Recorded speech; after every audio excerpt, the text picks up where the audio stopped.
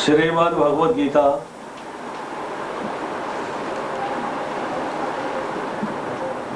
अध्याय संख्या 15 श्लोक संख्या 1 से 5।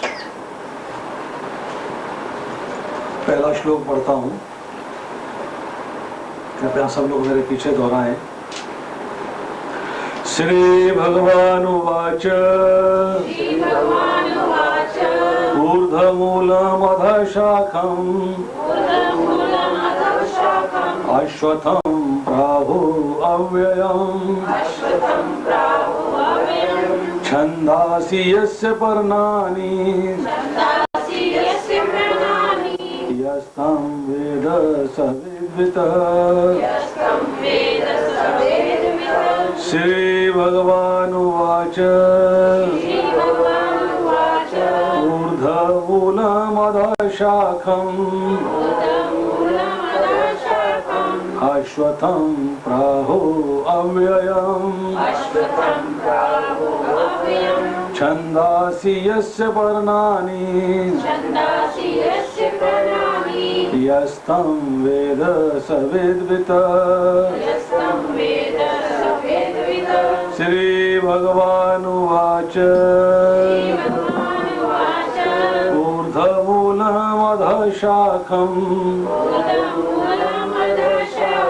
अश्वत्थं प्राहुरव्ययम् छन्दांसि यस्य पर्णानि यस्तं वेद स वेद्वितः। इसका अनुवाद करता हूँ श्री प्रभुपाद द्वारा, ध्यान पूर्वक सुनिए। भगवान ने कहा जाता है कि एक शाश्वत अश्वत्थ बरगद वृक्ष है जिसकी जड़ें तो ऊपर की ओर हैं और शाखाएं नीचे की ओर, और पत्तियां वैदिक स्तोत्र हैं। जो उस वृक्ष को जानता है वह वेदों का ज्ञाता है। श्लोक संख्या 2। इस वृक्ष की शाखाएं ऊपर तथा नीचे फैली हुई हैं और प्रकृति के 3 गुणों द्वारा पोषित हैं। इसकी टहनियां इंद्रिय विषय हैं। इस वृक्ष की जड़ें नीचे की ओर भी जाती हैं जो मानव समाज के सकाम कर्मों से बंधी हुई हैं। श्लोक संख्या 3 और 4। इस वृक्ष के वास्तविक स्वरूप का अनुभव इस जगत में नहीं किया जा सकता। कोई भी ये नहीं समझ सकता है कि इसका आदि कहाँ है, अंत कहाँ है, इसका आधार कहाँ है। लेकिन मनुष्य को चाहिए कि इस दृढ़ मूल वाले वृक्ष को विरक्ति के शस्त्र कुठार से काट गिराए। तत्पश्चात उसे ऐसे स्थान की खोज करनी चाहिए जहाँ जाकर लौटना न पड़े और जहाँ उस भगवान की शरण ग्रहण कर ली जाए जिससे अनादि काल से प्रत्येक वस्तुओं का सूत्रपात तथा विस्तार होता आया है। श्लोक संख्या 5। जो झूठी प्रतिष्ठा, मोह तथा कुसंगति से मुक्त हैं, जो शाश्वत तत्व को समझते हैं, जिन्होंने भौतिक काम को नष्ट कर दिया है, जो सुख तथा सुख दुख के द्वंद्व से मुक्त हैं, जो मोह रहित होकर परम पुरुष के शरणागत होना जानते हैं, वे शाश्वत पद राज्य को प्राप्त होते हैं।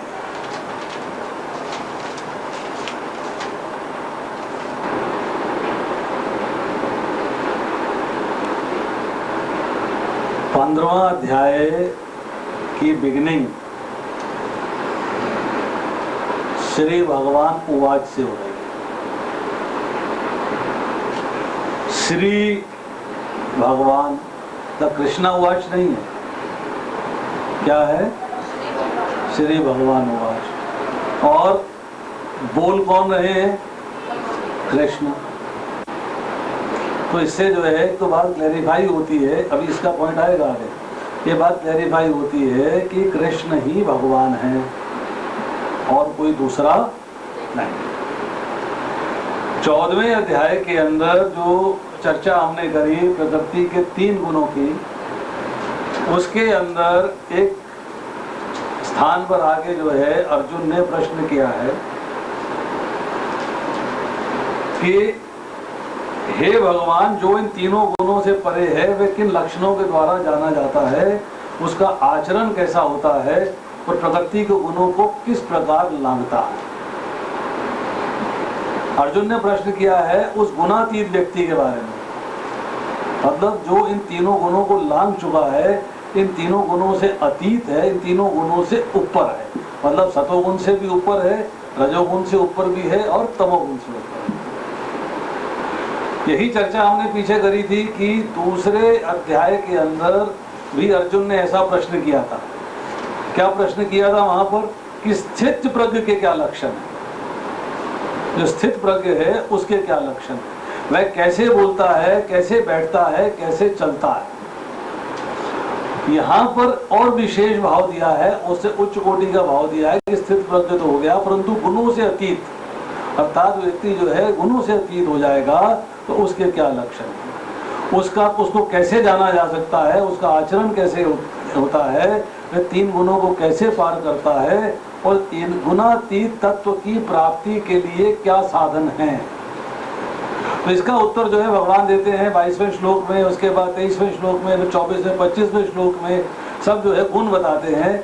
और 26वें श्लोक में आगे भगवान कहते हैं कि जो व्यक्ति ब्रह्म को प्राप्त करता है उसके क्या क्वालिफिकेशन होनी चाहिए, क्या एलिजिबिलिटी होनी चाहिए। यहाँ चर्चा हुई है माम च यः अव्यभिचारेण भक्ति योगेन सेवत, जो समस्त परिस्थितियों में एकांतिक भाव से पूर्ण भक्ति में प्रवृत्त होता है वह तुरंत ही प्रकृति के गुणों को लांघ जाता है और इस प्रकार ब्रह्म के स्तर पद तक पहुंच जाता है।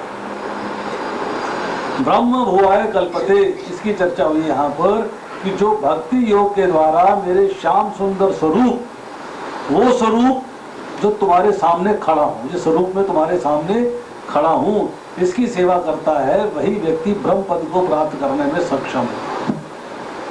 अब ब्रह्म पद क्या है, इसकी यहाँ चर्चा हो रही है। ब्रह्म भुवाय, ब्रह्म भुवाय का मतलब ये है कि जो भक्ति योग के द्वारा मेरी शरण में आ जाता है। शरण में आया किसके द्वारा? भक्ति योग के द्वारा।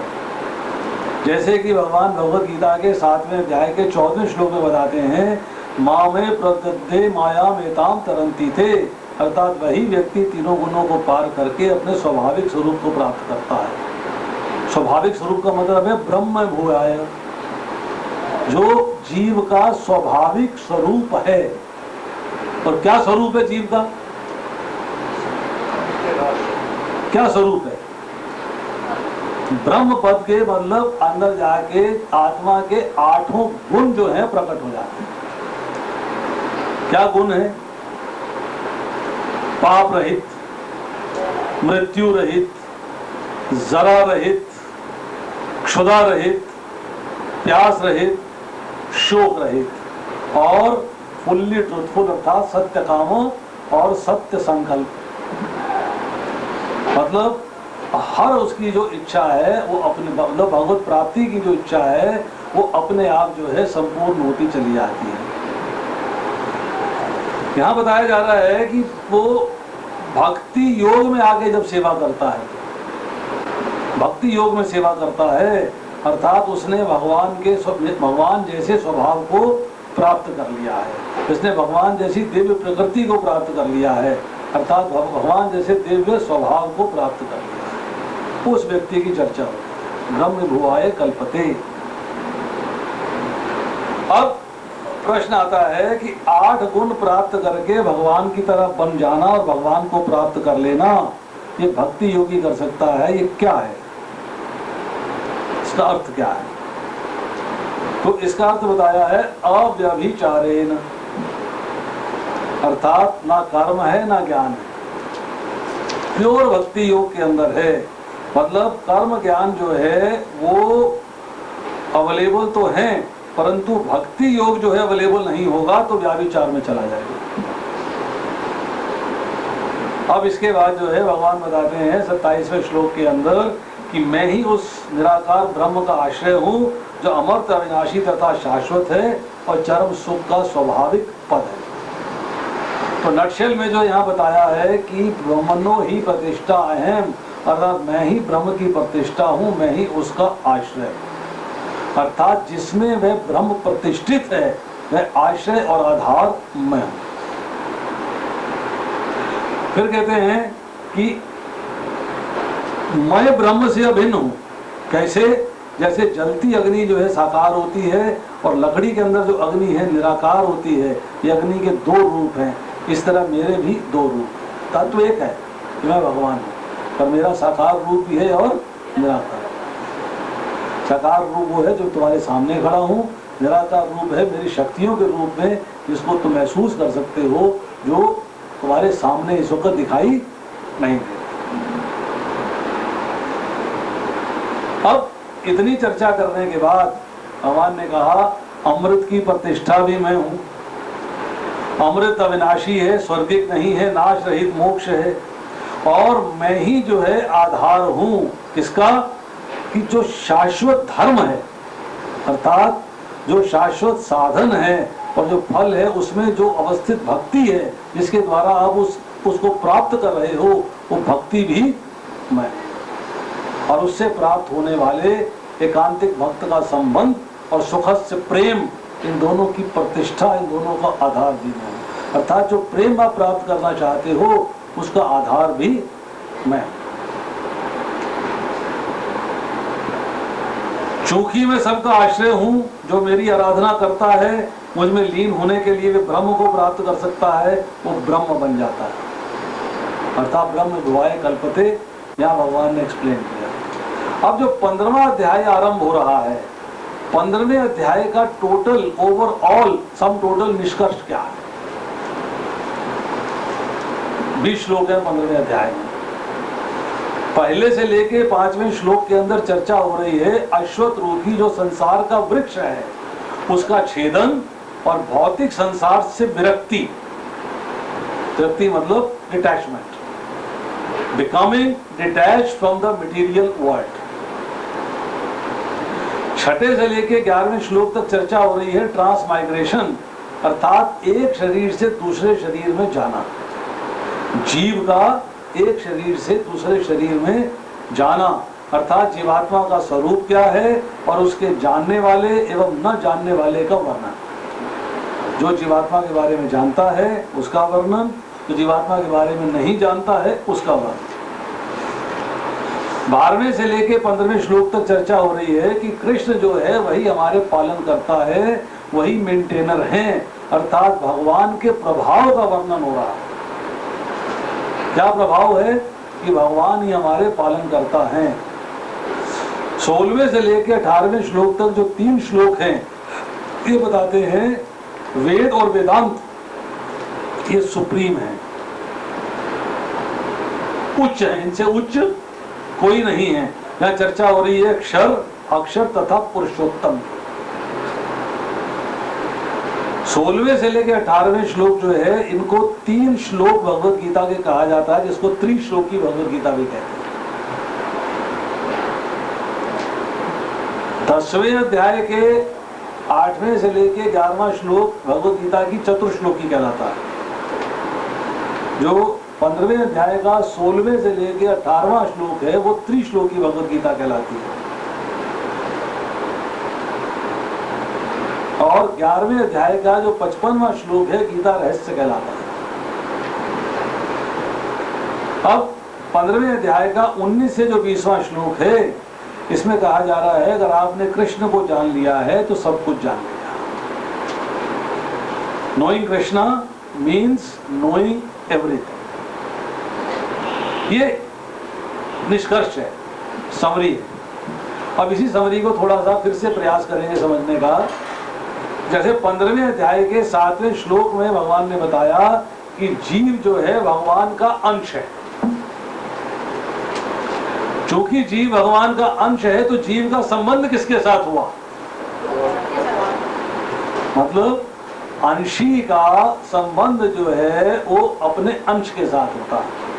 हम अंश हैं तो हमारा संबंध किसके साथ होगा? अंशी के साथ। अंशी कौन है? भगवान। परंतु मिस्टेक क्या हुई है? गलती क्या हुई है? गलती ये हुई है कि हमने अपना संबंध जो है भगवान से भुला दिया। फॉरगेटफुलनेस। हमने अपना संबंध जो है प्रकृति के जो कार्य हैं अर्थात शरीर, इंद्रियां, मन, बुद्धि, इनसे जोड़ लिया, इनसे मान लिया है, और इनसे हमारा संबंध कभी एक्चुअलिटी में वास्तव में था ही नहीं और ना ही कभी होगा। ये हमने जो है बड़ी भारी मिस्टेक कर ली। अब यहां कहा जा रहा है कि जब हम व्याभिचार करते हैं तो व्याभिचार का अर्थ क्या होगा? जैसे एक विवाहित स्त्री दूसरे पुरुष के साथ संबंध रखे, एक पुरुष दूसरी स्त्री के साथ संबंध रखे या एक स्त्री दूसरे पुरुष के साथ संबंध रखे, इसका निष्कर्ष क्या हुआ, इसका मीनिंग क्या हुआ? मीनिंग ये है कि अपने से संबंध, जो अपना है उससे संबंध छोड़ के पराये से संबंध स्थापित कर ले, ये व्याभिचार। अपने पति को छोड़ के दूसरे पति से, दूसरे किसी व्यक्ति से संबंध स्थापित कर लेना या अपनी पत्नी को छोड़ के दूसरी किसी स्त्री के साथ संबंध स्थापित कर लेना, ये व्याभिचार दोष है। किसी और के साथ संबंध स्थापित कर लेना, यहाँ मतलब ये है, देखिए कि हमने जो है, जो परमात्मा भगवान के साथ हमारा वास्तविक संबंध था उसको भूल के वो शरीर से, जो कि पराया है, प्रकृति का है, उसके साथ संबंध को स्थापित कर लेना, उसको मैं मानना, उसको मेरा मानना, उसको मेरे लिए मानना, ये व्याभिचार, ये व्याभिचार दोष।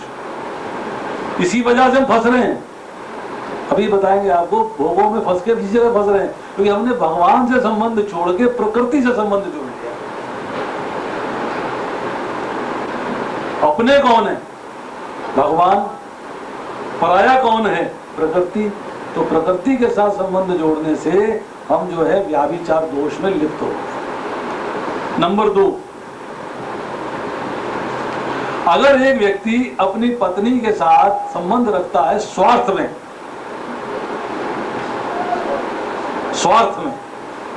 प्रेम में नहीं, स्वार्थ में, तो उसको भी जो है व्याभिचार दोष कहा जाता है। नेचुरल रिलेशनशिप नहीं है वो, पत्नी से संबंध कायम किए हुए सिर्फ स्वार्थ के लिए कायम किए हुए हैं। उसके बाद में बताऊंगा, पॉइंट नोट करके रखिएगा। आप भगवान से आपका अपनेपन का संबंध है, आपने उसमें स्वार्थ ले आए।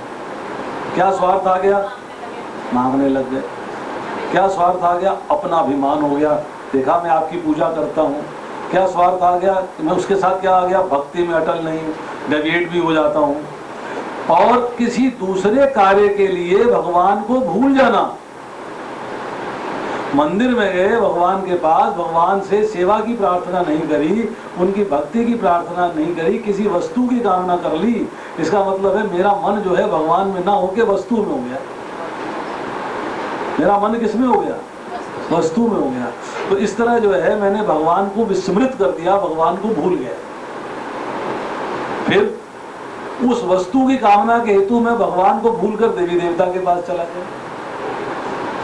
तो ये सारे जो हैं, इसमें फिर मैंने जब देवी देवता को मान लिया है, देवी देवता के लिए मैंने कर्म करने शुरू कर दिए, तो मैं कर्मों के चक्कर में फंस गया। कैसे कर्म?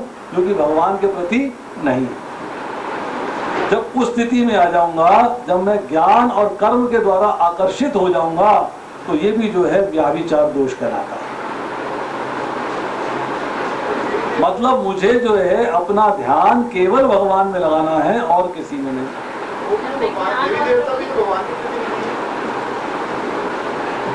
नोट करके रखिएगा पर कर्म। अब व्याभिचार दोष जो है ये अनन्य भक्ति में बाधक है। अनन्य भक्ति का अर्थ क्या है? अन्य, मतलब किसी अन्य की नहीं। तो ना तो किसी देवी देवता की है, ना ज्ञान के प्रति ही मेरा आकर्षण, ना कर्म के प्रति मेरा आकर्षण है। मेरा आकर्षण केवल भगवान के प्रति किया गया जो कर्म है उसमें है। तो इसलिए जो है व्याभिचार दोष जो होता है मेरे अनन्य भक्ति में बाधक हो जाता है।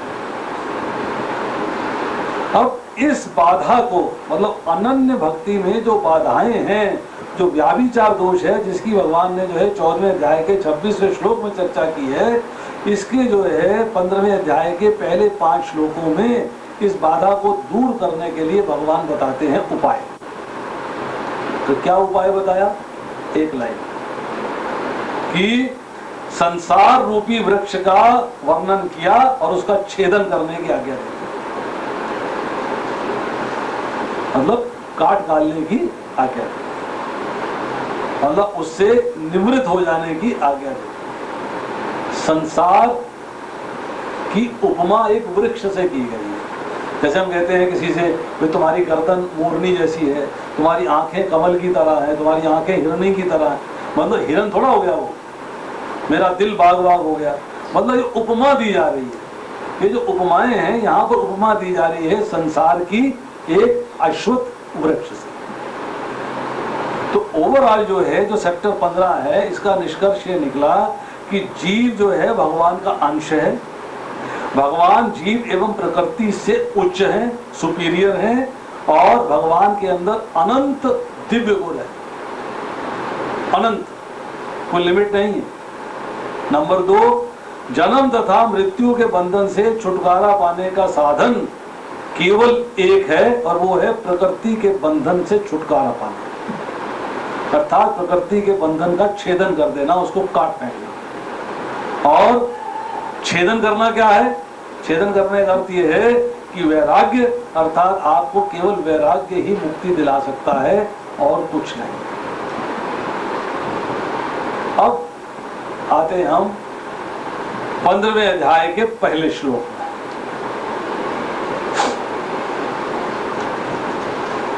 जैसे मैंने अभी पहले चर्चा करी कि 14वें अध्याय के 26वें श्लोक के अंदर चर्चा हो रही है कि जो जीव है ये सच्चिदानंद है। जीव का गुण क्या है? जीव का स्वरूप भी सच्चिदानंद है और भगवान का स्वरूप भी सच्चिदानंद है।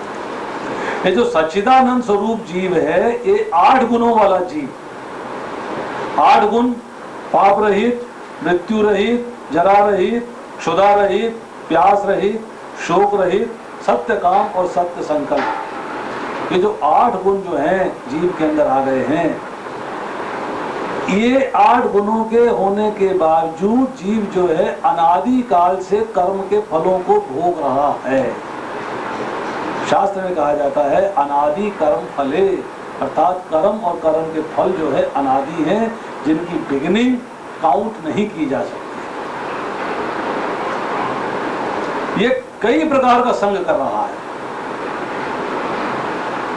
अब भगवान ज्ञान दे रहे हैं कि ज्ञान के द्वारा भेद करके कि क्या ठीक है और क्या गलत है, क्या कर्तव्य है, क्या अकर्तव्य है, क्या करना चाहिए, क्या नहीं करना चाहिए।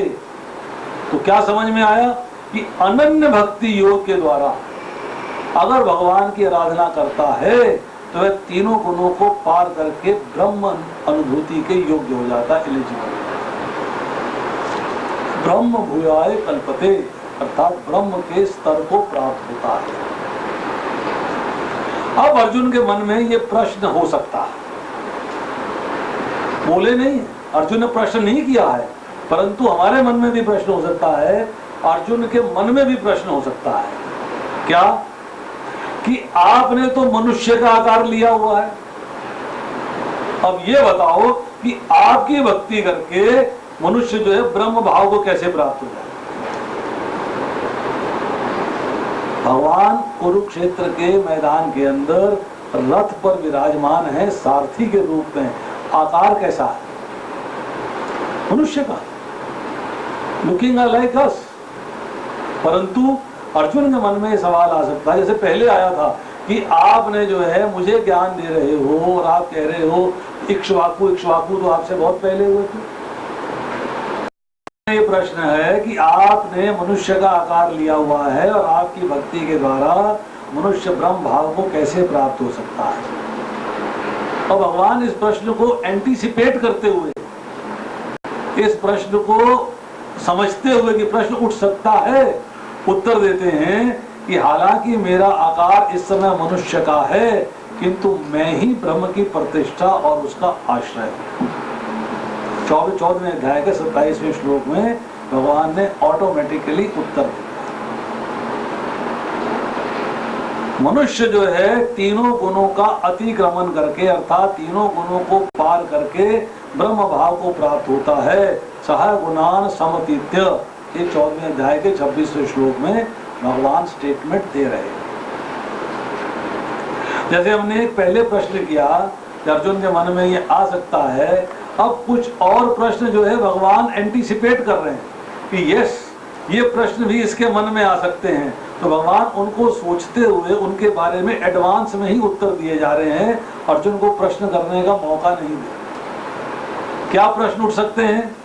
नंबर 1,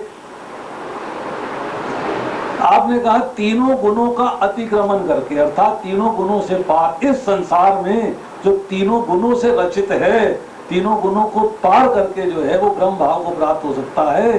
तो ये गुणमय संसार क्या है? पहली बात, ये संसार कहां से पैदा होता है, इसकी उत्पत्ति कहां है, ये जीव कौन है जिसको तीनों गुणों से पार जाना है, और किस प्रकार से जीव आपकी भक्ति के द्वारा इस संसार को पार कर जाता है, वो साधन क्या है, वो सिस्टम क्या है जिसके द्वारा जीव जो है आपकी भक्ति के द्वारा संसार को पार कर जाएगा। जीव ब्रह्म को प्राप्त होता है तो ब्रह्म कौन है? जीव ब्रह्म को प्राप्त होता है तो ब्रह्म कौन है? और ब्रह्म, आपने कहा मेरी प्रतिष्ठा है, तो आप कौन हो? एक के बाद एक प्रश्न जो है मन में उठ सकते हैं, तो भगवान ने इसे कहते हैं ना, अंदाजा लगा लिया कि सवाल उठेंगे, एंटीसिपेट कर लिया, अंदाज लगा लिया कि ये सवाल उठ सकते हैं। तो भगवान ने जो है उन सब प्रश्नों को दृष्टि में रख के प्रारंभ से ही अलंकार के द्वारा, क्या अलंकार प्रकट किया कि ये संसार अद्भुत पीपल वृक्ष है, अश्वत्थ वृक्ष है। ये संसार की उपमा दी जा रही है, जैसे कि तुम्हारी आंखें हिरनी के समान है, तुम्हारी गर्दन मोरनी के समान है। इसी तरह भगवान ने उपमा दी है कि ये संसार पीपल का वृक्ष के समान है। अब सिंपल भाषा में समझते हैं, एक पेड़ खड़ा है, उस पेड़ में आप जब आयुर्वेद पढ़ेंगे तो आयुर्वेद में पेड़ के 5 अंग गिने गए। इसको कई बार हम जब आयुर्वेदिक मेडिसिन बनाते हैं तो लिखते हैं उसमें महाबला पंचांग, मतलब महाबल जो वृक्ष है उसका पंचांग मतलब 5 अंग इस जड़ी बूटी में यूज किए, इस मतलब दवाई में यूज किए। तो 5 अंग कौन से हैं? नंबर 1 जड़, नंबर 2 तना, नंबर 3 पत्तियां। पड़ा और टहनियां एक ही चीज है, आयुर्वेद के पॉइंट ऑफ व्यू से पत्तियां और टहनी एक ही चीज है, मतलब ये तना और टहनियां एक ही चीज है। फूल और फल, फूल और फल, तो ये पंचांग कहलाता है। अब इस पेड़ के अंदर कोई भी पेड़ अगर सामने खड़ा है तो उस पेड़ के अंदर आप देखेंगे कि जड़ कहाँ होती है? नीचे। उसके ऊपर क्या है? तना। उसके ऊपर क्या है? शाखाएं। तना मतलब जो मेन तना, उसके ऊपर क्या है? शाखाएं। शाखाओं के, अब शाखाओं के आगे कोपलें होती हैं जिनसे और नवीन शाखाएं बनती हैं, और पत्तियां, और उसके बाद फूल, और फूल के बाद फल। अब अगर इस वृक्ष को उल्टा कर दिया जाए, उल्टा कर देंगे तो जड़ कहां जाएगी? टॉप में आ गई, टॉप में आ गई, और पत्तियां जो है वो सबसे नीचे चली। अब आपने जो है एक पेड़ के लिए बीज डाला, बीज, वो बीज जो है उससे जड़ निकली है, तो मूल क्या है? बीज। उस बीज से जड़ निकली है, तो जड़ के ऊपर तना आया है, तने के ऊपर फिर बाकी चीजें। अब एक पेड़ और इधर संसार, संसार का मतलब ये है ब्रह्मांड,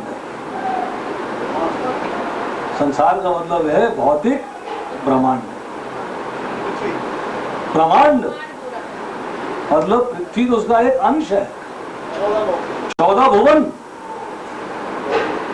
14 भुवन के अंदर जो है, जो हमारा शरीर की रचना हो रही है, जो हर जो ब्रह्मांड, जो हर जो लोक है, उस लोक के अंदर जो शरीरों की रचना हो रही है वो किसके द्वारा हो रही है? ब्रह्मा जी कर रहे हैं। ब्रह्मा जी रचना कर रहे हैं। हमें जो है वो संसार के अंदर, संसार रूपी जो संसार कहा गया या जो ब्रह्मांड कहा गया, उस ब्रह्मांड के अंदर सबसे ऊपर कौन विराजमान है?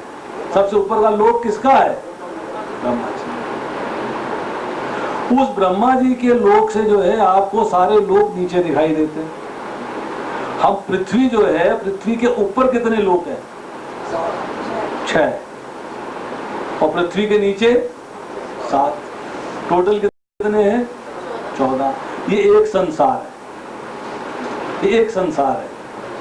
तो उस संसार के अंदर जो है सबसे ऊपर का जो लोक है वो ब्रह्मा जी का है। अब हम जो ले रहे हैं, जो संसार रूपी वृक्ष है, इसके अंदर जो रचनाएं हो रही हैं वो ऊपर के लोक में हो रही हैं। अर्थात जो जड़ है वो जड़ ऊपर है। नॉर्मली क्या, अगर हम इसी ब्रह्मांड को उल्टा कर दें, ब्रह्मा जी को नीचे ले आएं और जो सबसे नीचे का पाताल लोक है उसको ऊपर ले जाएं तो वृक्ष जो है सीधा हो जाए। परंतु एक्चुअल में क्या है कि ब्रह्मा जी का लोक सबसे ऊपर है और पाताल लोक सबसे नीचे है। तो यहाँ कहा जा रहा है कि भौतिक संसार जो प्रकृति के 3 गुणों से बना हुआ है, इसकी अश्वत्थ वृक्ष से उपमा की है। अश्वत्थ वृक्ष मतलब पीपल का पेड़ या बरगद का पेड़, दोनों पेड़ कहलाते हैं। और इसके अंदर जो जड़ होती है नीचे है, परंतु इस संसार के अंदर जड़ जो है वो ऊपर है। अश्वत्थ जो है नाम पीपल को भी कह देते हैं, अश्वत्थ जो है वो बरगद को भी कह देते हैं। हाँ जी।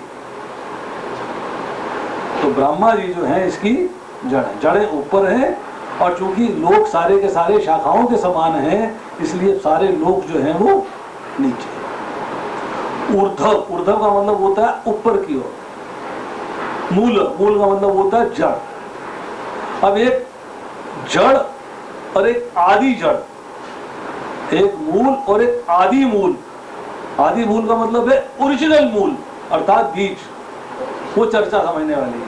हाँ, तो प्रधान जो है, प्रधान, उसके प्रधान रूपी बीज है, उससे जो है जड़ निकलती है 4 मुख वाले ब्रह्मा जी के रूप में, जो कि ब्रह्म लोक में, इस ब्रह्मांड में सबसे ऊपर विराजमान है। ब्रह्मा जी का शरीर जो है महत्त्व से बना हुआ है। अर्थात ये जो 24 एलिमेंट हैं, इन 24 एलिमेंट के साथ उनका शरीर रचित है। वो स्पेशल शरीर नहीं है, इन्हीं 24 तत्वों का बना हुआ है।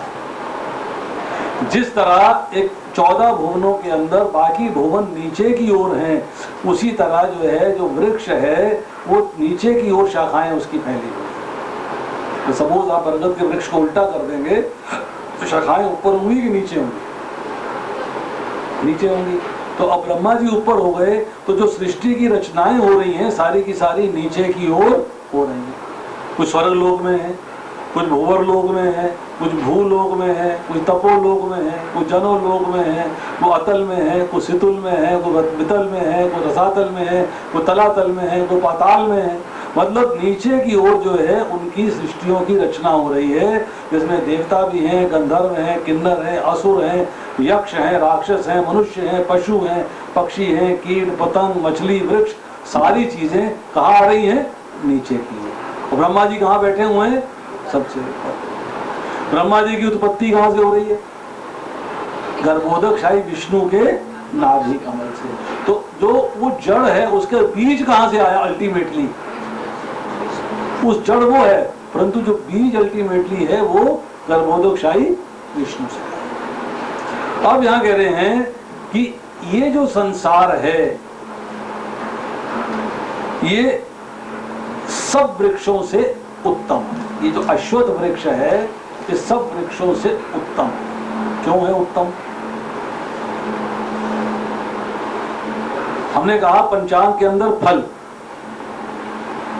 इस संसार रूपी वृक्ष के अंदर ही धर्म है, अर्थ है, काम है और मोक्ष है। ये चारों फल जो हैं इसी संसार रूपी वृक्ष में है। यहीं से आप जो है पार निकल सकते हैं। धर्म, अर्थ, काम और मोक्ष। अर्थ का मतलब क्या होता है? इकोनॉमी, धन। अब ये कह रहे हैं कि अश्वत्थ का अर्थ क्या होता है? अश्वत्थ, हमने बोला बरगद या पीपल, वो उपमा दी जा रही है। एक्चुअली अश्वत्थ का अर्थ क्या है? ता आधा है, थ। आ का मतलब है नहीं, अनाम, जिसका नाम नहीं है, ऐसे बोलते हैं ना। अकाम अर्थात कामना नहीं। इसी तरह आ का मतलब है नहीं। नंबर 2 श्वः, श्वः का मतलब है आगामी कल के दिन, आने वाला जो कल है उसकी चर्चा हो रही है। थ का मतलब है रहेगा, अर्थात आगामी कल के दिन नहीं रहेगा। कौन नहीं रहेगा? संसार। इसीलिए इस संसार को अश्वत्थ कहा गया। अश्वत्थ जो है, अच्छा अब क्या है? सिचुएशन 2 है। एक है भक्त की दृष्टि, दूसरी है अभक्त की दृष्टि। अभक्त समझता है कि संसार शाश्वत है, ये तो रहना ही है। वो समझता है कि संसार शाश्वत है, वो तो रहना ही है। परंतु जो भक्त है वो जानता है कि जो संसार मुझे दिखाई दे रहा है ये नहीं रहेगा, परिवर्तनशील है, बदलता है। और एक समय आएगा जब ब्रह्मा जी की रात्रि आएगी तो ये प्रलय हो जाएगी, ब्रह्मा जी का जीवन समाप्त हो जाएगा तो महाप्रलय हो जाएगी। उसके बाद फिर दोबारा से प्रकट होगा। ये क्षण भर में बदल सकता है, अर्थात ये संसार एक क्षण भी स्थिर रहने वाला नहीं। एक क्षण कितना होता है?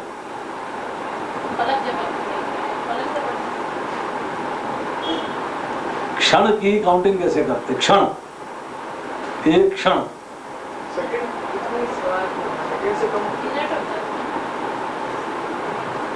शास्त्र कहता है कि जो कमल का पत्ता होता है उसमें अगर आप एक सुई मारें तो सुई को पार जाने में 3 क्षण लगते हैं। 3 क्षण लगते हैं।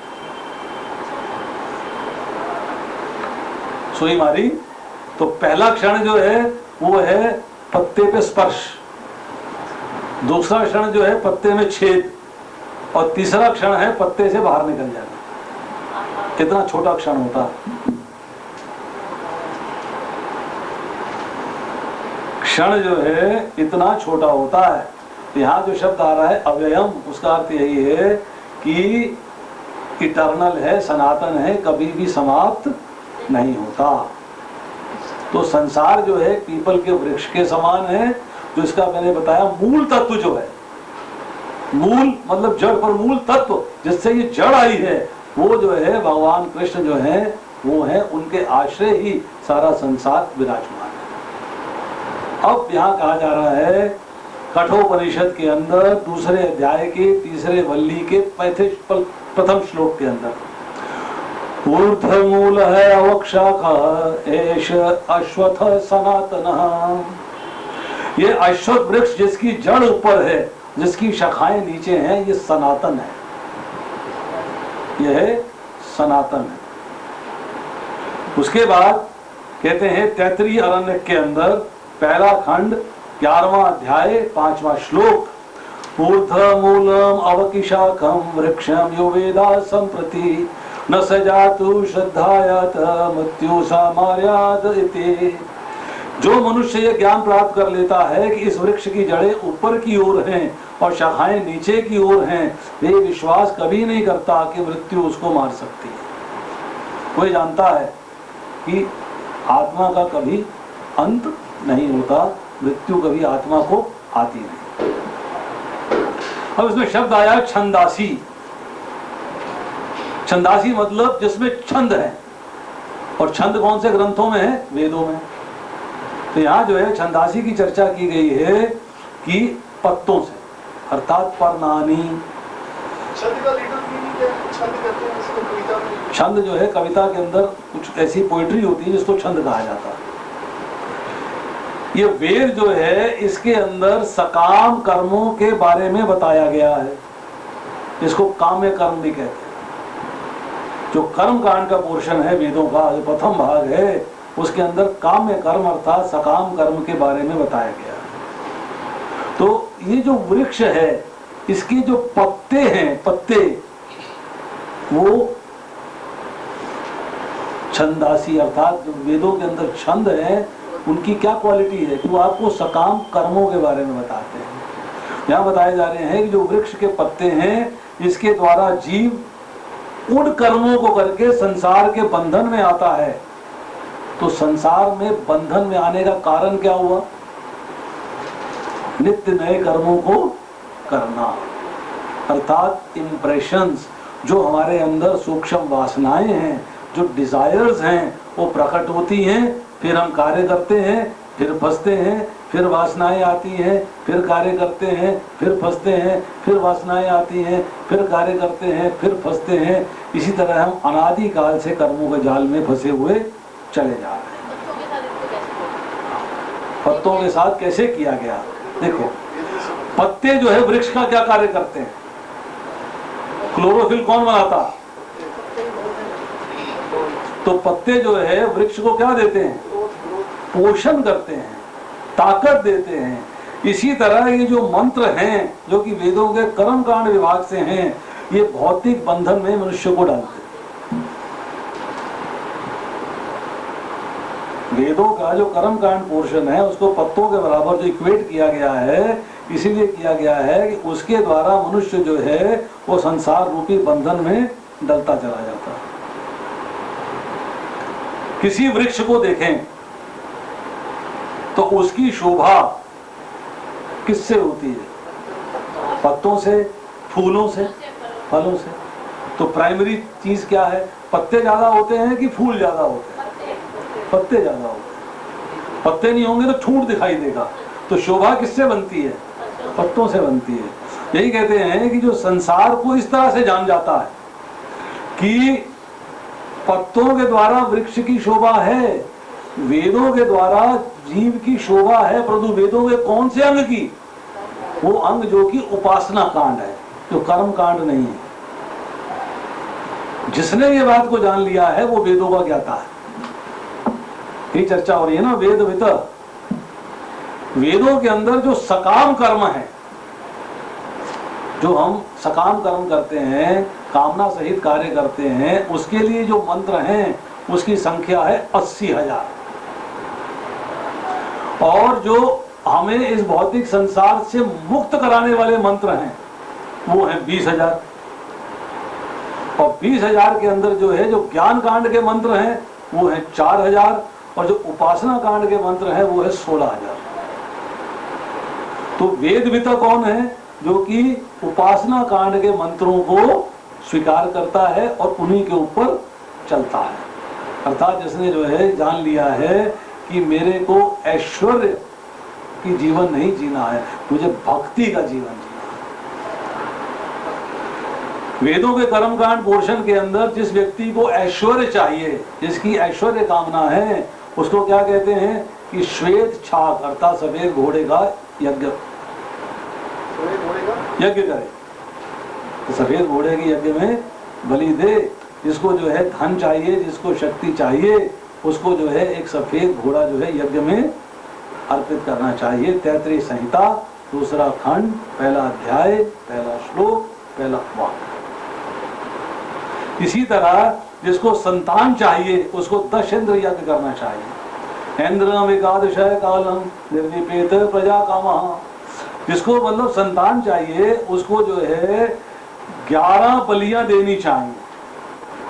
दशेंद्र उसको जो है 11 बलियां देनी चाहिए पूर्व दिशा में जाकर, तब जाके संतान की प्राप्ति होती है। ये वेदों का कर्म कांड पोर्शन है।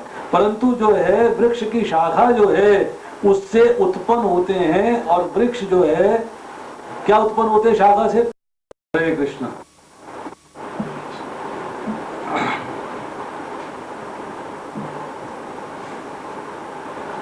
एक व्यक्ति जो है वो धर्म से काम करेगा या अधर्म से काम करेगा, अर्थात लॉफुल करेगा या अनलॉफुल करेगा? उसका कारण क्या है?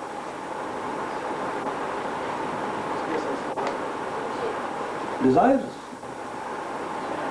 हमेशा याद रखिएगा, अगर आपकी इच्छाएं अनलिमिटेड हो जाएंगी तो आप पाप का कार्य करोगे, क्योंकि आपके रिसोर्सेज के साथ आप जो है लॉफुल कार्य कर ही नहीं सकते।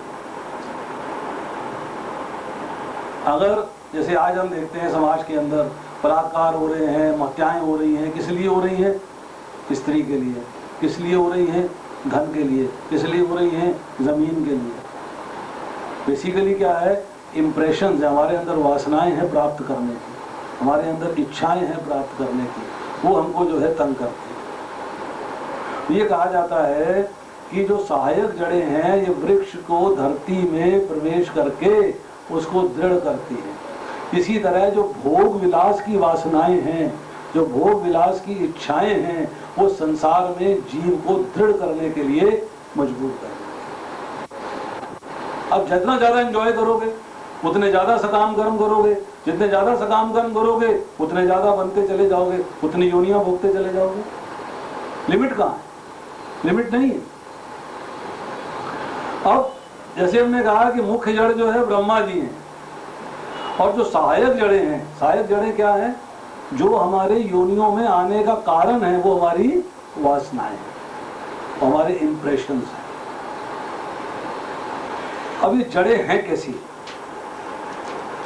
ये वो जड़ें हैं जो भौतिक जगत में हमारे बंधन का कारण है। कर्म अनुबंधानी, मतलब कर्म जो है हमें बांध रहे हैं। क्या बांधता है आपको? आपने सकाम कर्म किया, उसका पुण्य फल मिला, पुण्य फल भोगने के शरीर चाहिए कि नहीं चाहिए? आपने पाप का कार्य किया, उसका आपको पाप फल मिला, उस पाप फल को भोगने के लिए फिर शरीर चाहिए। अब एक जीव है, वो ऊपर उठ गया स्वर्ग लोक तक, पुण्य कर्म समाप्त हो गए, भोग खत्म हो गए, अब उसे क्या है? फिर नीचे आना, फिर वो मनुष्य रूप प्राप्त करेगा। फिर यहां पर जो कार्य करेगा वो कार्य किसके द्वारा होंगे?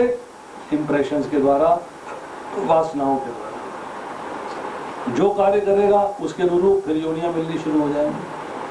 हो सकता है ऐसे कार्य करे कि सीधा ठाकुर जी के धाम चले जाए, हो सकता है ऐसे कार्य करे कि दोबारा से फंसता हुआ चला जाए, फिर से कर्मों के बंधन में बंध जाए। क्या गारंटी है कि वो दोबारा से ऐसे कार्य नहीं करेगा जो कर्मों के बंधन में ना बंधे?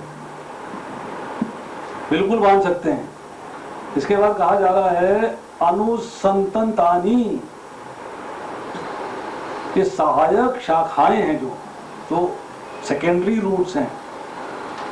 जो भी हम कार्य करते हैं उसके पीछे कारण होता है, देयर इज सम डिजायर, कुछ ना कोई इच्छा होती है उसके पीछे। इसी तरह जो ये शाखाएं हैं सब जगह फैली हुई हैं।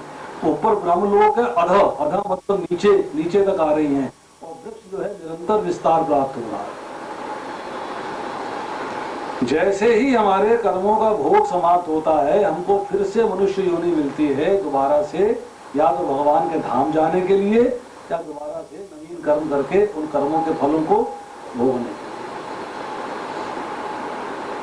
अब प्रश्न ये है कि भोगों का जो परिणाम है उसका ज्ञान प्राप्त करने की बुद्धि मनुष्य में है कि जानवरों में भी है? मनुष्य में विवेक है, उसके साथ जानवर भी है, पर वो आपने प्रश्न नहीं सुना, ध्यान से सुनिएगा, आधा अधूरा नहीं। भोगों का जो रिजल्ट है, जो परिणाम है, उसको जानने की दृष्टि क्या जानवरों के पास है? This is the answer. ध्यान सुनना जरूरी। अब क्या होता है कि हमारे पास ज्ञान हो सकता है, हमने लिया नहीं, हमने कथा सुनी नहीं, सत्संग किया नहीं, ज्ञान की प्राप्ति नहीं करी, हमारी मूर्खता। परंतु भगवान ने हमको वो बुद्धि दी है जिसके द्वारा हम परिणाम पे दृष्टि रख सकते, और हम जो है रखते नहीं। फिर हम कहते हैं अरे इसको तो ज्ञान नहीं है, ये तो पशु के समान है। तो शास्त्र कहता है कि ऐसे व्यक्ति को पशु कहना, पशु योनि की निंदा करना। क्यों? क्यों? क्योंकि पशु की तो बुद्धि नहीं नहीं। तो कह रहे हैं देखिए बहुत बढ़िया बात कही है। कहते हैं पशु तो अपने कर्म फलों का भोग करके मनुष्य योनि की ओर आ रहा है, और मनुष्य जो है कर्म करके पशु योनि की ओर जा रहा है। वो तो भोग के गुण कर रहा है, पशु तो भोग करके मनुष्य योनि की तरफ आ रहा है, और मनुष्य जो है वो भोग करने के बाद अपने कर्मों के अनुसार निम्न योनियां अर्थात पशुओं की योनियों में जा रहा है। तो ऐसे व्यक्तियों को तो पशु कहना भी पशुओं की बेइज्जती करने के बराबर है, उनकी निंदा करने के बराबर है, उनके तुल्य भी नहीं रखा जा सकता। अब आता है इसमें तीसरा और चौथा श्लोक। तीसरे और चौथे श्लोक के अंदर जो है आ रहा है न रूपम अस्य इह तथा उपलभ्यते। इह का मतलब है इस मनुष्य लोक में, अर्थात इस संसार में। अस्य, अस्य का मतलब है इस वृक्ष का। रूप, रूप का मतलब है रूप अर्थात स्वरूप। तथा, तथा का मतलब है भी अर्थात जैसा कि बताया गया है वैसा। और न उपलब्धते, नोपलब्धते का मतलब है अनुभव नहीं किया जा सकता। न च अंत, न च अंत का मतलब है इसकी कोई सीमा नहीं है, इसका कोई अंत नहीं है। न च आदि अर्थात अनादि होने से इसका आदि भी अर्थात बिगिनिंग भी नहीं है। न च संप्रतिष्ठा अर्थात इसका आश्रय क्या है, इसका आधार क्या है, ये क्या है, तत्व ज्ञान के अभाव से ऐसा भी नहीं जाना जा सकता।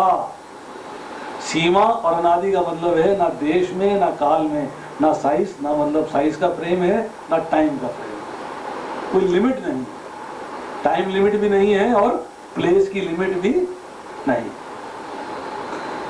जैसा भी ये संसार है, इस संसार के अंदर सुख है या दुख है, दुख अर्थात जीव जो है उसके दुख का कारण ये संसार ही है और कुछ है। अब प्रश्न ये है कि अगर आप ये चाहें कि मैं इस संसार की बिगिनिंग और संसार के अंत का पता लगा दूं, मतलब संसार की आदि अर्थात जो जड़ है वो कहाँ है और इसका जो अंत है, जो मतलब इसके टॉप है वो कहाँ है, इसका पता लगा लूं। आपको पता ब्रह्मलोक कहाँ है, आदि कहाँ है, पर हमारी इंद्रियों से परे। पाताल कहाँ है, हमारी इंद्रियों से परे है।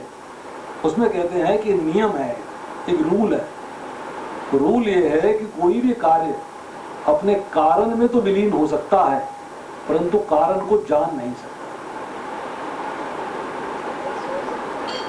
पुत्र जो है किस प्रकार माता के गर्भ से पैदा हुआ ये नहीं जान सकता, पैदा हुआ है ये इतनी स्टेटमेंट, इतना ज्ञान है। अंदर उसने कैसे कैसे भोगा है, कैसे कैसे सभा है, कौन सी पोजीशन में था, क्या था, वो नहीं जान सकता। माता जान सकती है कि मैंने जन्म कैसे दिया, परंतु पुत्र नहीं जान सकता।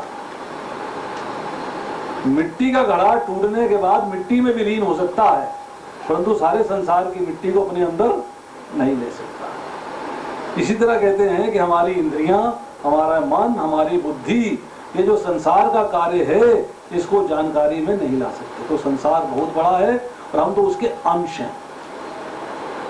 मन, बुद्धि और शरीर जो है किसका अंश है, प्रकृति का।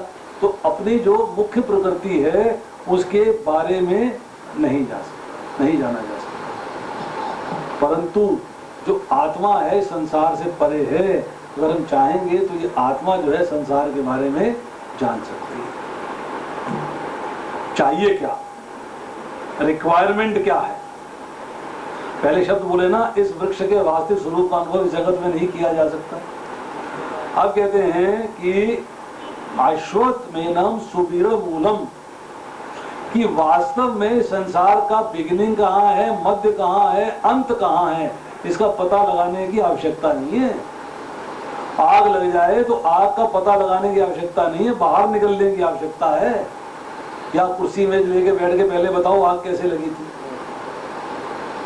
तो उससे बाहर निकलना है। इसी तरह कह रहे हैं कि जरूरत क्या है कि अपने संबंध को संसार से विच्छेद करके, अपने संबंध को संसार से समाप्त करके आपको अपने संबंध को भगवान के साथ जोड़ना। तो सुविरूढ़ मूलम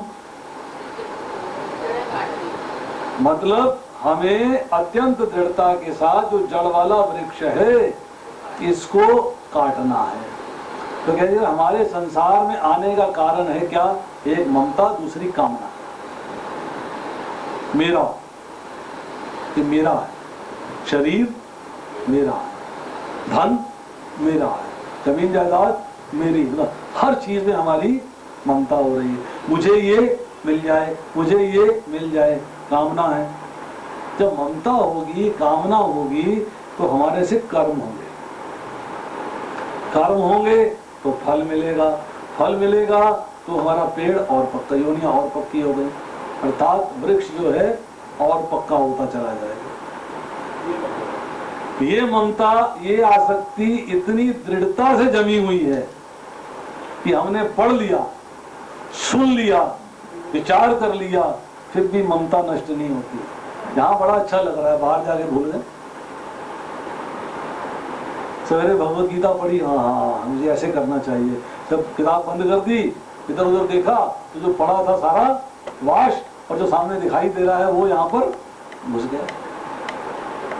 तो ये जो आसक्ति है, जो ममता है, ये इतनी स्ट्रॉन्गली हमारे अंदर जो है जुड़ी हुई है कि सत्संग कथा में ये छोड़ने की करते हैं, परंतु भौतिक सुख जो है उसको भोगने की इच्छा जो है इसके ऊपर हावी हो जाती है और फिर हमसे ये छूटती नहीं, कोशिश करने पर भी छूटती है। तो यहाँ भगवान कहते हैं छूटेगी कैसे? छूटेगी असंख्य शास्त्रेण दृढ़ेन चित्वा, कि संसार का जो वृक्ष है, संसार रूपी जो वृक्ष है, इसकी जड़ बड़ी दृढ़ है, फिर भी इनको दृढ़, देखो लोहे को लोहा काटता है, सांप काटेगा जहर, उसका इलाज भी सांप काटेगा जहर ही है। इसी तरह इसको भी दृढ़ असंगता रूपी शस्त्र से काटना। अभी दृढ़ संगता थी कि हम संसार से जुड़ गए, अब असंग होना चाहते हैं तो वो भी ढीला ढाला असंगता नहीं चाहिए। कैसी चाहिए? दृढ़ चाहिए। जब तक दृढ़ असंगता नहीं होगी तब तक जो है हम इसको काट नहीं सकते। और असंग का अर्थ क्या है? संग नहीं। किसका संग नहीं? संसार का, अर्थात किसका संग नहीं? भौतिक भोगों का, अर्थात क्या चाहिए? वैराग्य। तो असंग का अर्थ हो गया डिटैचमेंट, रेनंसिएशन, अर्थात वैराग्य। अब वैराग्य कितने तरह का है और वैराग्य का एक्चुअल अर्थ क्या है? जब हम वैराग्य की बात करते हैं तो वैराग्य में आता है कि जो कार्य, जो वस्तुएं, जो स्थितियां, जो परिस्थितियां भगवान कृष्ण की सेवा करने में, आराधना करने में, पूजा करने में सहायक है, उनको स्वीकार कर ले, और जो बाधक है उनको त्याग दें। जो त्याग देंगे तो वैराग्य हो जाएंगे। जो भी वस्तुएं भगवान की सेवा में बाधक हैं, जो कार्य भगवान की पूजा से, अर्चना से, वंदना से हमको दूर ले जाते हैं, उनकी सेवा से दूर ले जाते हैं, उनसे डिटैचमेंट चाहिए। अब सादी भाषा में आए, आपके पास बहुत सारा धन है, आप और धन कमाना चाहते हो, और कर्मों में लग गए, और धन कमाना चाहते हो, और कर्मों में लग गए। इसका मतलब है आपको धन से वैराग्य चाहिए, आपको जमीन से वैराग्य चाहिए, आपको मकान से वैराग्य है, ठीक है, ओके, भगवान की सेवा के लिए उचित है। मतलब उसको और आगे बढ़ाने की आवश्यकता नहीं है। उसको आगे बढ़ाएंगे तो कर्म करेंगे, कर्म करेंगे तो हंसे, संसार रूपी वृक्ष जो है दृढ़ होता जाएगा। एक स्टेज आती है जब आदमी बड़ा एडवांस कर जाता है, तो माता, पिता, पुत्र, पुत्री, दामाद, बहू, अर्थात जितने नातेदार बंधु हैं, इन सब से वैराग्य हो जाता है। ठीक है यार, ठीक है, मतलब अटैचमेंट नहीं है, उनके पीछे पागल नहीं है, उनके सिवाय कोई सूझे ही नहीं। वो एडवांस स्टेज। अब उससे एडवांस स्टेज है। वो क्या है? पहले आया आपको जो आपकी इमूवेबल चीजें हैं, उनसे डिटैचमेंट। फिर है संबंधियों से, नातेदारों से, रिश्तों से, उनसे डिटैचमेंट। अब उससे ज्यादा क्या है? शरीर। कामनाओं से वैराग्य हो जाए, डिजायर से छुटकारा हो जाए और शरीर से वैराग्य हो जाए। रहे ठीक है, न रहे सेवा में लग जाए, कोई प्रॉब्लम नहीं, वो ठीक है। वो हाईएस्ट स्टेज ऑफ डिटैचमेंट है। जब उस स्टेज में आ जाओगे, मतलब जो भौतिक सुख है, जो भौतिक भोग हैं, उन वस्तुओं के प्रति आसक्ति नहीं रहेगी, तो आप असंग हो जाओगे, आप वैरागी हो जाओगे। जब असंग हो जाओगे तो उस अस्त्र से आपको जो है छेदन करना, इस संसार को काटना। अब यहां कहा जा रहा है कि तत्पश्चात ऐसे स्थान की खोज करनी चाहिए जहां जाकर लौटना ना पड़े। ततः पदम, अर्थात मनुष्य को परमात्मा पद की खोज करनी चाहिए। कौन सा खोज? जो जड़ से ऊपर है। कि जड़ कहां से आई? भगवान से। वो जगह कहां है? वो स्थान कौन सा है? तो परम पद कौन सा है? उस स्थान की खोज करनी चाहिए, उस आश्रय की खोज करनी चाहिए। और उसका तरीका क्या है? उसका तरीका है सिर्फ एक, वो है भक्ति। उसका साधन केवल एक है और वो साधन है केवल भक्ति। अब वो पद कैसा है, वो स्थान कैसा है जिसको साधना द्वारा प्राप्त किया जाता है और जहां से लौटकर फिर कोई नहीं आता। स्वर्ग से आ जाते हैं लोग, ठीक है,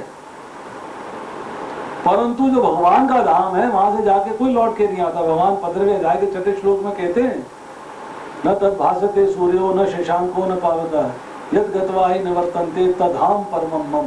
कि मेरे स्वयं धाम में गया हुआ जीव लौटकर इस संसार में नहीं आता। अब यहाँ कहा जा रहा है उस स्थान की खोज करनी चाहिए। खोज करने का मतलब क्या है? परिमार्गति व्ययम, खोज करने का अर्थ क्या है?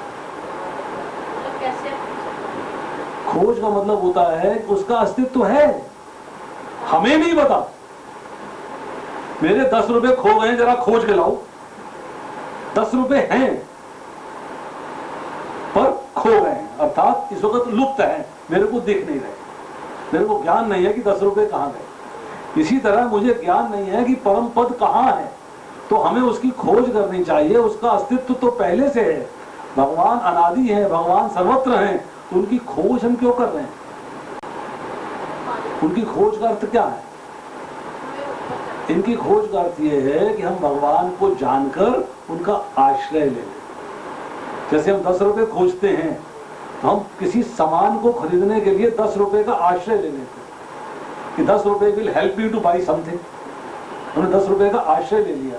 इसी तरह हम जब भगवान की खोज करेंगे तो भगवान का आश्रय लेंगे कि भगवान का आश्रय लेने के बाद मेरा क्या होगा? भौतिक संसार से मुक्ति हो जाएगी, उसमें मेरा आकर्षण कम हो जाएगा और भगवान के प्रति आकर्षण मेरा बढ़ जाएगा। यहाँ कहा जा रहा है उस स्थान पर जाकर उस स्थान की खोज करनी चाहिए जहां जाकर लौटना न पड़े। क्योंकि जब उद्योग करेगा, संसार में उद्योग करेगा तो भौतिक भोगों की प्राप्ति होगी, जब भक्ति में उद्योग करेगा तो भगवान की प्राप्ति होगी। जैसा उद्योग करोगे वैसा फल मिलेगा ना। अगर आपने सांसारिक उद्योग किया है तो संसार की प्राप्ति हो रही है, जब आप भगवान के प्रति भक्ति करेंगे तो भगवान की प्राप्ति होगी। जिससे प्रत्येक वस्तु का सूत्रपात अभी बताएंगे प्रभु जी, अभी बताएंगे। अब प्रश्न ये है कि आपने भक्ति करी और भगवान की प्राप्ति होनी है, तो भगवान आपकी डिमांड पे प्राप्त होते हैं या भगवान आप पे कृपा करके प्राप्त होते हैं?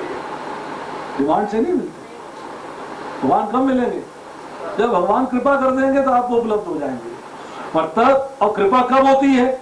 जब व्यक्ति शरणागति लेता है।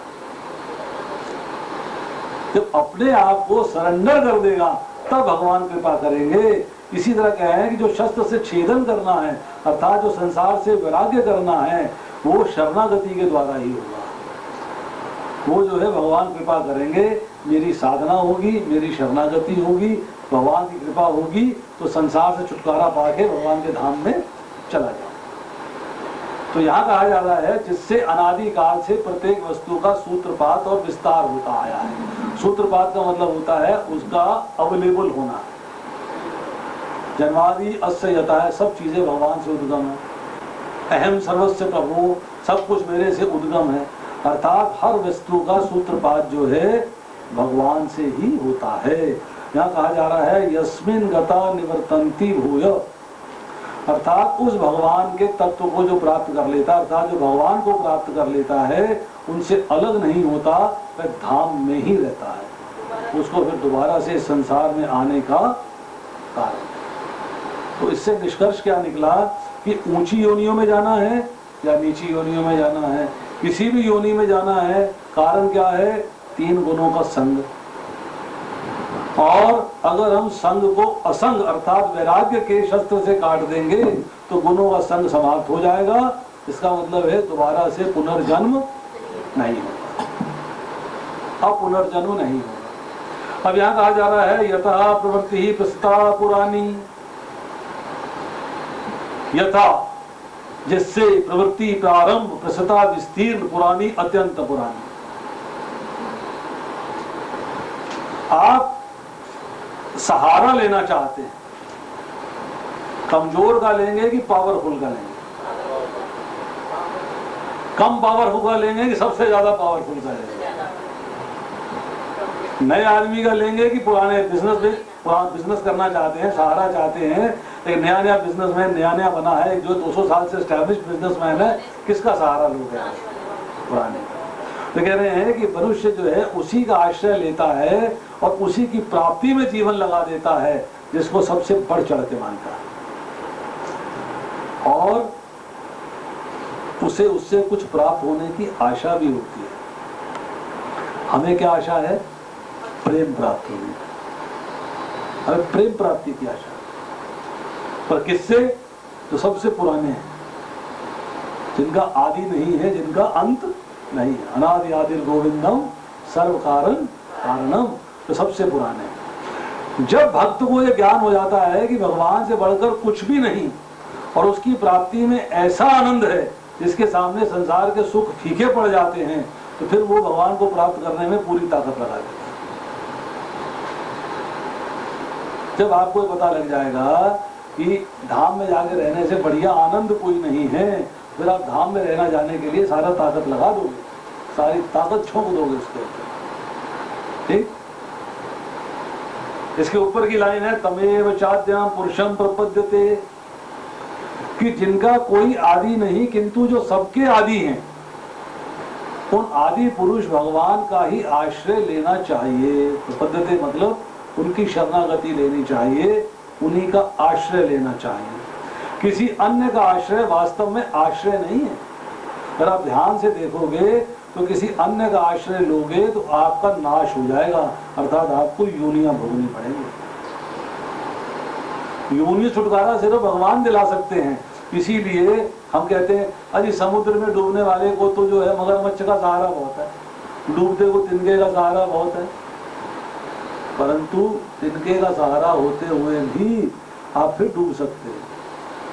परंतु अगर आपको भगवान का सहारा मिल गया, मतलब एक मुख्य किसी चीज का सहारा मिल गया, फिर आप डूबने वाले नहीं। अब यहाँ आ रही है बात कि शरणागत भगवान की शरण ग्रहण करनी चाहिए। शरणागत का अर्थ क्या है? समर्पण। समर्पण का अर्थ क्या है?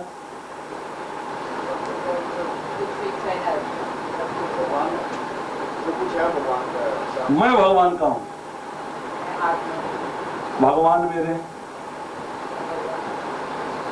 2 शब्द इस्तेमाल हुए, 2 वाक्य इस्तेमाल हुए। भगवान मेरे हैं, आप मेरे हो जी।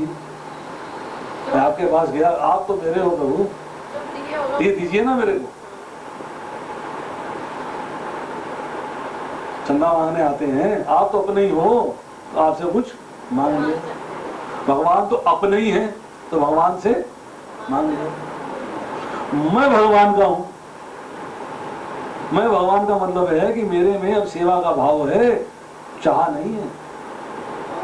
मेरे में भगवान से कुछ लेने की चाह नहीं है, मेरे मन में सेवा का भाव है। तो होना क्या चाहिए शरणागति के अंदर कि भगवान मेरे हैं नहीं, मैं भगवान का, ये भाव लाना।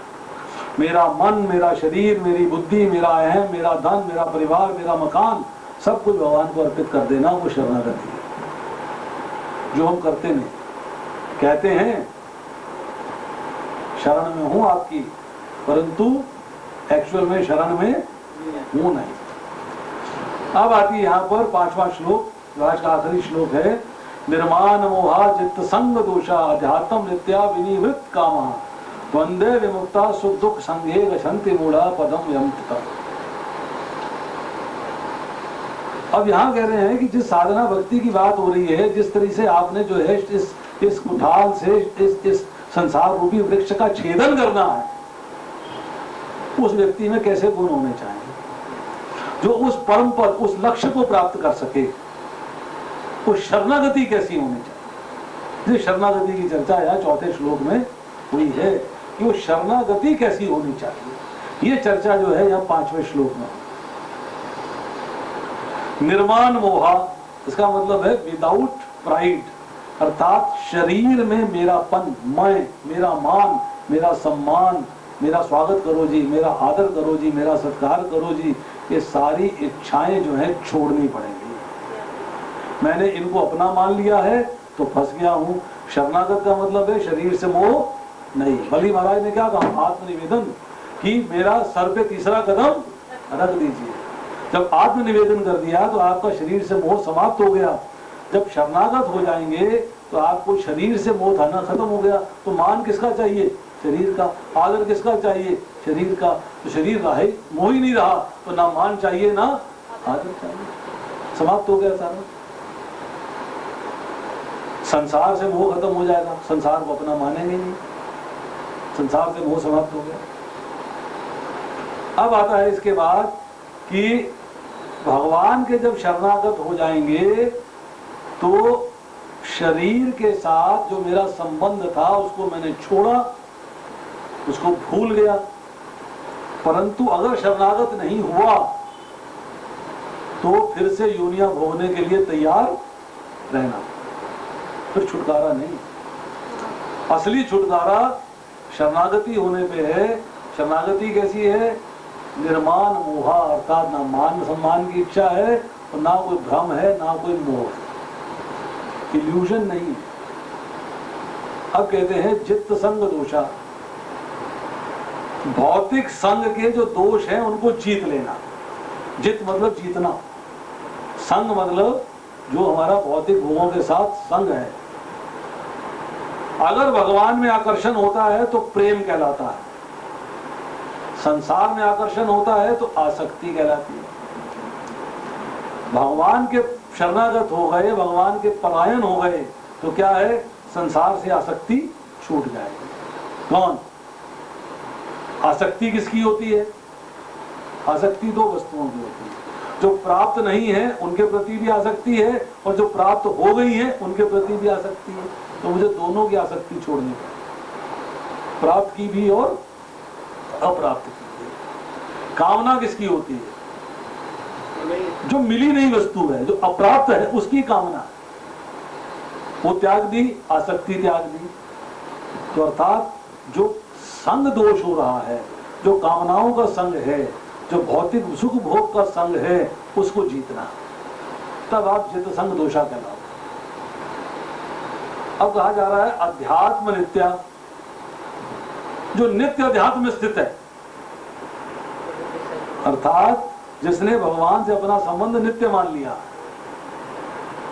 वो नित्य निरंतर भगवान में स्थित रहता है, भौतिक भोगों में नहीं, भौतिक आसक्ति में नहीं, भौतिक संसार से संबंध ही नहीं मानता, केवल अध्यात्म अर्थात भगवान से ही अपना संबंध मानता है, उसको जो है अध्यात्म नित्या कहते हैं। विनिवृत्त कामा, विनिवृत्त कामा का मतलब है जिसने कामनाओं से निवृत्ति वाली, मतलब कामनाओं से छुटकारा पा लिया, अर्थात जिनका सांसारिक वस्तु आदि को प्राप्त करने का उद्देश्य तो है ही नहीं। गोल क्या है? कामनाओं से रहित हो जाना और भगवान के धाम को जाना, भगवान का प्रेम प्राप्त करना। कामना किसकी होती है कि जब शरीर में ममता होती है, शरीर के प्रति अट्रैक्शन है मेरा, हाय बिल्कुल ठीक रहे, मैं बड़ा सुंदर दिखाई दूं, मेरा चश्मे का फ्रेम कम से कम 3000 रुपए का होना चाहिए, तभी सुंदर दिखाई दूंगा, मेरी फला चीज बड़ी अच्छी होनी चाहिए। ये जो हमारा शरीर के प्रति आकर्षण है, ये हमें कामनाओं के प्रति आकर्षित करता है, और जो विनिवृत्त कामा है वो कामनाओं से सर्वथा रहित हो जाता है।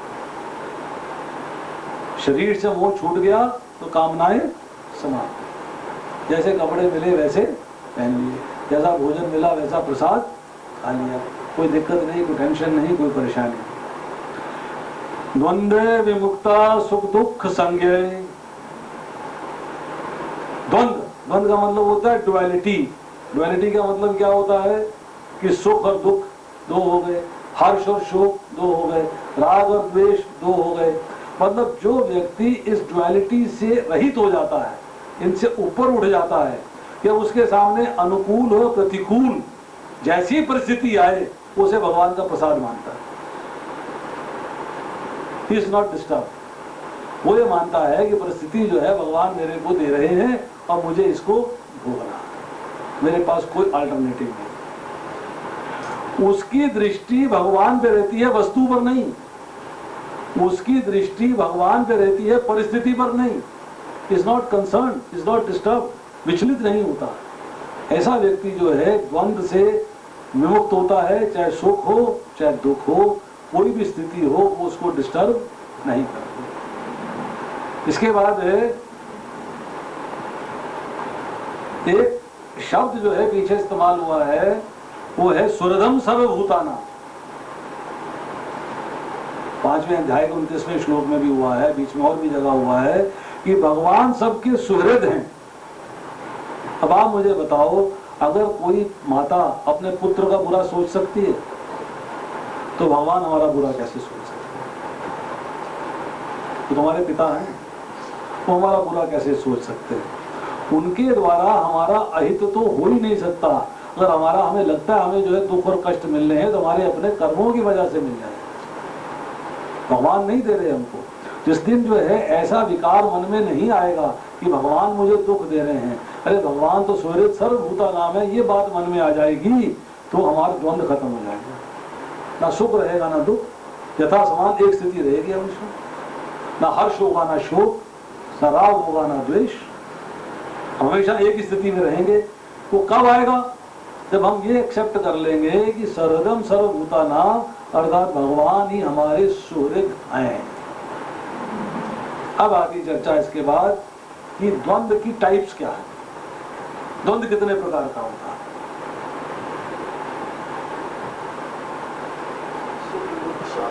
द्वंद्व जो है उसको सूक्ष्म द्वंद्व कहा गया है और स्थूल द्वंद्व कहा गया है।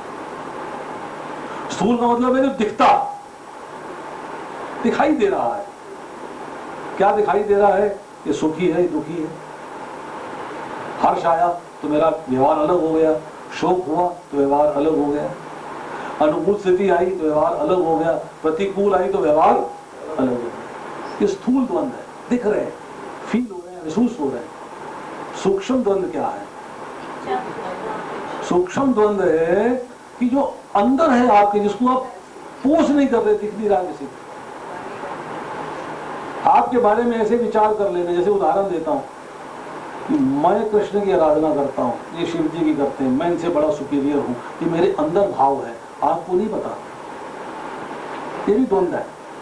द्वंद्व क्या है कि किसकी उपासना श्रेष्ठ है। अंदर ही अंदर ईर्ष्या करनी, अंदर ही अंदर जलन रखनी, अंदर ही अंदर द्वेष करना। वो द्वेष प्रकट नहीं है, ईर्ष्या प्रकट नहीं है, वो अंदर छुपी हुई है पर भावों में है, इसलिए उसको जो है सूक्ष्म द्वंद्व कहते हैं। तो द्वंद्व है मेरे मन में है, इसकी अच्छी किसकी अच्छी, ये अच्छा कि ये अच्छा, ये अच्छा कि ये अच्छा। सूक्ष्म ही स्थूल में बदलते हैं। हाँ, वही सूक्ष्म फिर स्थूल में बदल। इसीलिए जो है हमें किसी प्रकार की ऐसी भावना नहीं रखनी चाहिए। क्योंकि वो भी जो है हमको एलिजिबिलिटी अटेन करने में डिस्टर्ब करते हैं। फिर कहा है गच्छन्त मूढ़ा पदम व्ययम तत। मूढ़ता किसे कहते हैं?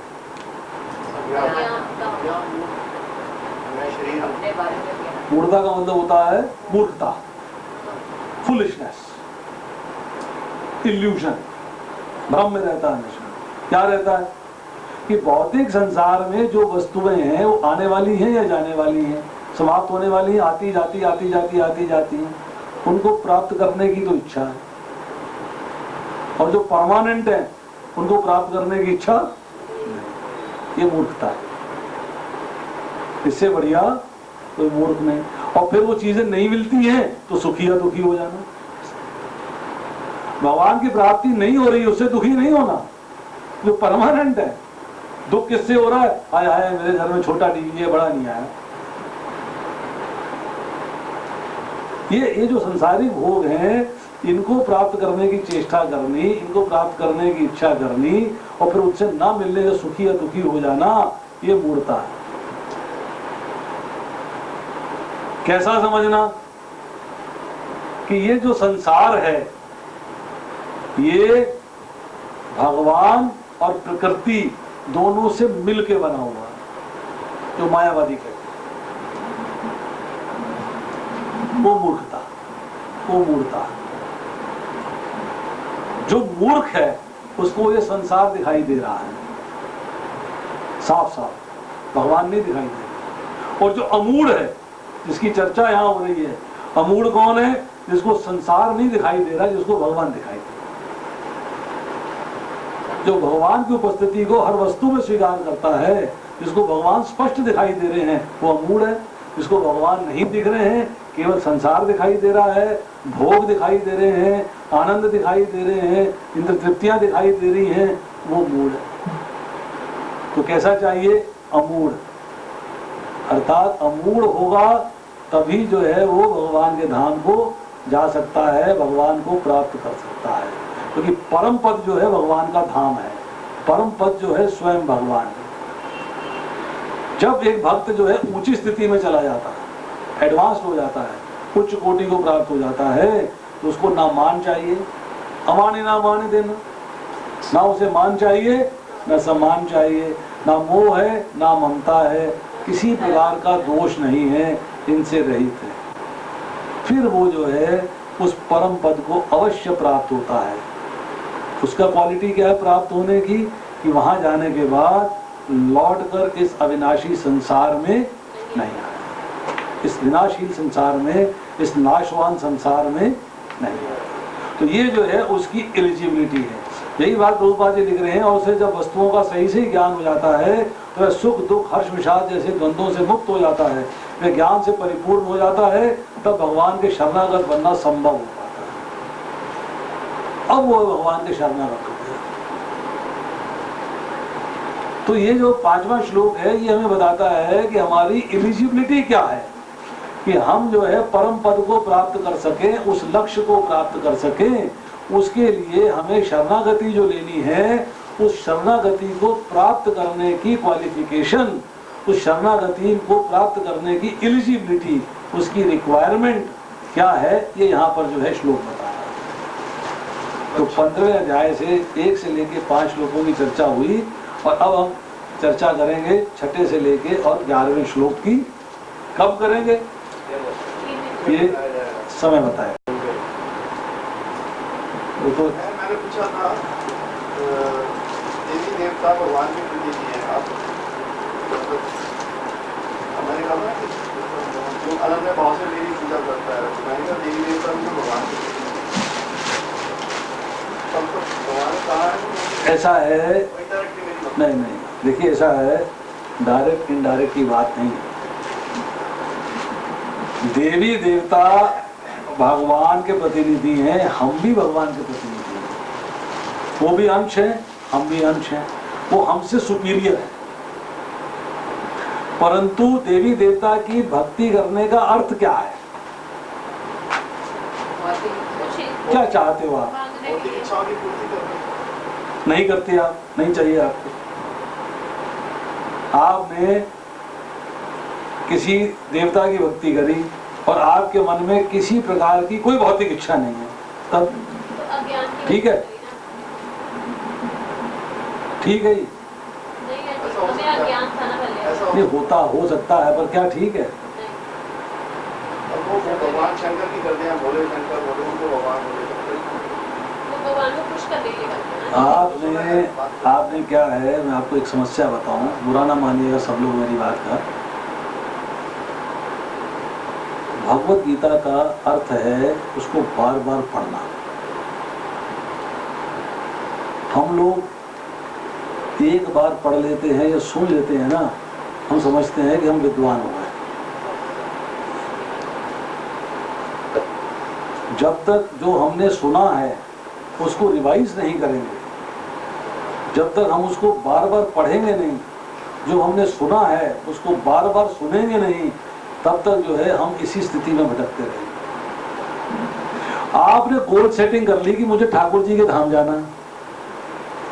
भगवान ने 9वें अध्याय के अंदर कहा कि जो देवी देवता की पूजा करते हैं देवताओं के लोक में जाते हैं, जो मेरी पूजा करते हैं मेरे लोक में जाते हैं। तो आप किसके लोक में जाना चाहते हो? तो फिर देवी देवता की पूजा क्यों करोगे आप? वाई? चाहे उनके प्रतिनिधि हूं। मैं आपसे एक ऑफर देता हूं, गुप्ता जी जो हैं ये बॉस हैं, मैं इनका एम्प्लॉय हूं। मैं कहता हूं प्रभु जी मेरे साथ चिपक जाओ, मैं आपको जो मेरा घर जो है LIG फ्लैटों में है, अपने घर में रहने का स्थान दूंगा। गुप्ता जी कहते हैं मेरे साथ चिपक जाओ, मैं तो जो है बॉम्बे के अंदर रहता हूँ, फर्स्ट क्लास 5 स्टार होटल के अंदर, वही मेरा घर है, वही मेरा सब कुछ है। तो आप किसके पास जाना चाहोगे? मेरे LIG फ्लैट में कि 5 स्टार होटल के उस महल के अंदर? तो फिर मेरे पास क्या करने आओगे? आप पेट्रोल लेने आओगे? उनके पास जाओगे आप? मेरे को आप लिफ्ट मारते रहोगे भाई, रोजमर्रा के मेरे जो काम है अपना चलते चलाते रहें। ठीक है भैया, ये सामने दिख गए, नमस्ते कर दी, मैं सामने दिख गया, मुझे नमस्ते कर दोगे। परंतु आपकी अलाइनमेंट उन्हीं के साथ होगी, क्योंकि आपको 5 स्टार फैसिलिटी चाहिए, आपको जनता फ्लैट नहीं चाहिए, आपको 5 स्टार फैसिलिटी चाहिए। ये कंसेप्ट दिमाग में आ जाएगा कि मेरे को जनता फ्लैट में नहीं रहना है, मुझे देवी देवता के लोक में नहीं रहना है। भगवान 7वें अध्याय में यही बात बताते हैं कि जो देवी देवताओं की भक्ति करता है देवी देवताओं के लोक को जाता है, जो मेरी भक्ति करता है वो मेरे लोक में आता है। फिर ये कहते हैं कि जो देवी देवता के लोक में जाता है वो पुण्य कर्म करने वाला है, पुण्य कर्म क्षीण हो जाते हैं तो लौट कर पृथ्वी पर आता है। अब दोबारा यहाँ क्या करने आओगे भाई? सीधा उनके धाम गए, आना ही नहीं। LIG फ्लैट गया, जनता फ्लैट खत्म, झुग्गी झोपड़ी खत्म, सीधा 5 स्टार परमानेंट रेजिडेंस हो गया। प्रभु जी जब तक बार बार आपको वापस वही झुग्गी में आना पड़ेगा, झुग्गी से फिर लिफ्ट होके वहां जाओ। तो कहने का मतलब यह है कि प्रभु जी ये जो प्रश्न उठते हैं तब उठते हैं तो हमने रिवीजन नहीं किया।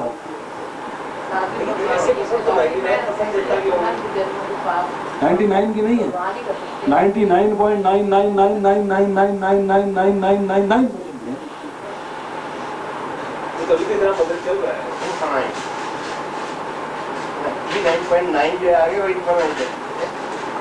सबसे पहली बात यह है, मैं आपसे फिर अनुरोध करूंगा कि आप भगवत गीता को बार बार पढ़िए। जो तरीका मैंने बताया था एक बार पढ़ने के लिए, मैंने शुरू में बताया था भगवत गीता किस तरह से पढ़नी चाहिए, उस तरह से पढ़ेंगे तो आपको भूलेगा नहीं कि 7वें अध्याय में भगवान ने ये बताया, 9वें अध्याय में